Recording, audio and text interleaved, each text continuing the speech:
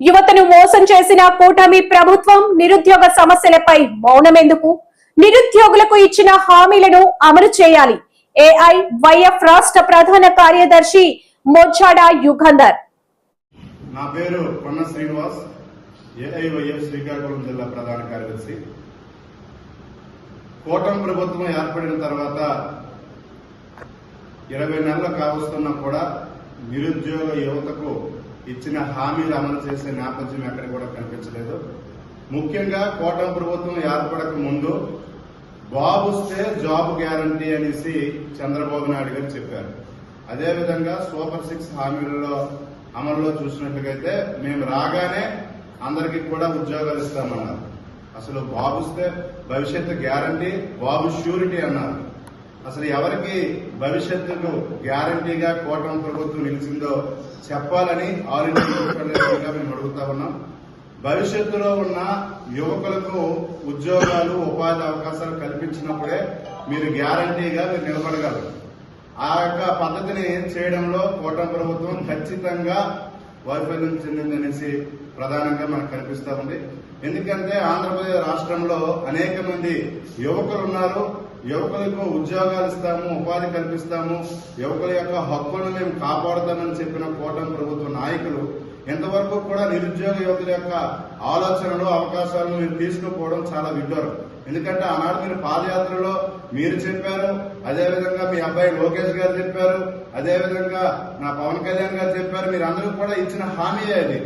నిరుద్యోగులకు నిరుద్యోగ వృత్తిస్తాము, ఉపాధి కల్పిస్తామన్న మీరు ఎంతవరకు కూడా ఆలోచన చేయకపోవడం కరెక్ట్ కాదు. అదేవిధంగా జాబ్ క్యాలెండర్ ఖచ్చితంగా రిలీజ్ చేస్తామన్నారు. మేము ఆల్ ఇండియా యూత్ ఫెడరేషన్ ఆధ్వర్యంలో అనేకమైన పోరాటాలు చేసిన సందర్భంలో, అనేకమైన కార్యక్రమాలు చేసిన సందర్భంలో మీరు చెప్పారు మొన్న లోకేష్ గారు ఏమిటంటే ఉగాదికి మేము ఖచ్చితంగా జాబ్. ఈరోజు నర్సంపేట స్థానిక నగరంలో అఖిల భారతీయ సమాఖ్య ఆధ్వర్యంలో విలేకరుల సమావేశాన్ని ఏర్పాటు చేయడం జరిగింది. దీని ముఖ్య ఉద్దేశం, ఈరోజు ఎన్డీఏ గవర్నమెంట్ అధికారంలోకి వచ్చింది 2 సంవత్సరాలు గడుస్తున్నా పూర్తి స్థాయిలో నిరుద్యోగులకి గాలి వదిలేయడం జరిగింది. ఈరోజు ఫిబ్రవరి 13వ తేదీ నుంచి అసెంబ్లీ సమావేశాలు జరుగుతున్నాయి. ఈ అసెంబ్లీ సమావేశాలైనా జరిగే మార్చి 12వ తేదీ లోపైన పూర్తి స్థాయిలో ఎన్నికలు ఇచ్చిన హామీ ఎన్డీఏ కూడా గవర్నమెంట్ నిలబెట్టుకోవాలని చెప్పి ఏ వైపుగా మేము కోరుతా ఉన్నాం. ఎందుకంటే ఎన్నికల్లో నారా లోకేష్ గారు ప్రతి నియోజకవర్గంలో పాదయాత్ర చేస్తూ పూర్తి స్థాయిలో ప్రత్యేకంగా పరోక్షంగా 20 లక్షల ఉద్యోగాలు కల్పిస్తాము, సంవత్సరానికి 5 లక్షల ఉద్యోగాలు భర్తీ చేస్తామని చెప్పారు. ఇప్పుడు 2 సంవత్సరాల కాలయాపన చేస్తూ ఎన్ని ఉద్యోగాలు భర్తీ చేశారు? ఈ రాష్ట్రంలో ఎంతమంది నిరుద్యోగులు మీరు ఆదుకున్నారు? ఎన్ని ఉద్యోగాలు భర్తీ చేశారని వెంటనే అసెంబ్లీలో శ్వేతపత్రం విడుదల చేయాలి. అలాగే ఎన్నికల సందర్భంలో చంద్రబాబు నాయుడు గారు నిరుద్యోగులకి 3,000 రూపాయలు నిరుద్యోగ వృత్తి ఇస్తాము, పూర్తి స్థాయిలో నిరుద్యోగులను ఆదుకుంటాము, వాళ్ళకి ఉద్యోగ అవకాశాలు వచ్చినంత వరకు కూడా 3,000 రూపాయలు నిరుద్యోగం ఇస్తామని చెప్పిన ఎన్డీఏ గవర్నమెంట్ ఈ రోజు ఎంతమంది నిరుద్యోగులకు మీరు ఇచ్చారు? ఎన్ని ఉద్యోగస్తులు కల్పించారు? ఎంత వేల కోట్ల రూపాయల డబ్బులు ఎవరికి ఇచ్చారు? మీరు తక్షణమే అసెంబ్లీలో చర్చించాలి. తరుణంలో అఖిల భారతీయ సమాఖ్య ప్రధాన డిమాండ్ చేసిందంటే ఈ రాష్ట్రంలో ఉపసంఘం ఏర్పాటు చేయాలి 5,000 మంత్రులతో. ఈ రాష్ట్రంలో ఎంతమంది నిరుద్యోగులు ఉన్నారు? ఎంతమందికి మీరు నిరుద్యోగ వృత్తి ఇచ్చారు? ఎంతమందికి ఉద్యోగాలు కల్పించారు? ఈ రాష్ట్రంలో ప్రభుత్వ శాఖల్లో, వివిధ ప్రభుత్వ శాఖల్లో అప్పుడు మీరే చెప్పారు ఎన్నికల్లో ఈ రాష్ట్రంలో 2,36,000 ఉద్యోగాలు ఖాళీలు ఉన్నాయి, అది తక్షణమే అధికారంలోకి వచ్చిన వెంటనే జాబ్ క్యాలెండర్ రిలీజ్ చేస్తామని చెప్పారు. ఎన్ని జాబ్ క్యాలెండర్ మీరు రిలీజ్ చేశారు? అధికారం చెప్పి 2 సంవత్సరాలలో ఇప్పటి వరకు ఎటువంటి జాబ్ క్యాలెండర్ రిలీజ్ చేయలేదు. ఇప్పుడు ఏమంటే మాయ మాటలు చెప్పడానికి మంత్రి లోకేష్ గారు మేము నా పేరు బొత్స సంతోష్ కుమార్, నేను అఖిల భారతీయ యువజన సమాఖ్య జిల్లా అధ్యక్షుడిని.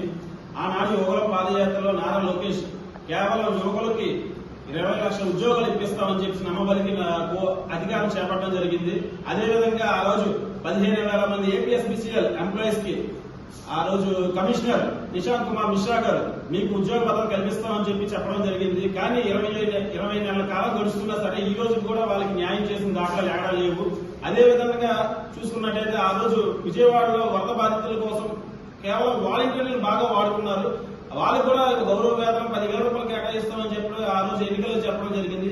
కానీ ఈ రోజు కూడా వాళ్ళకి న్యాయం చేసిన దాఖలాలు ఏడా లేవు.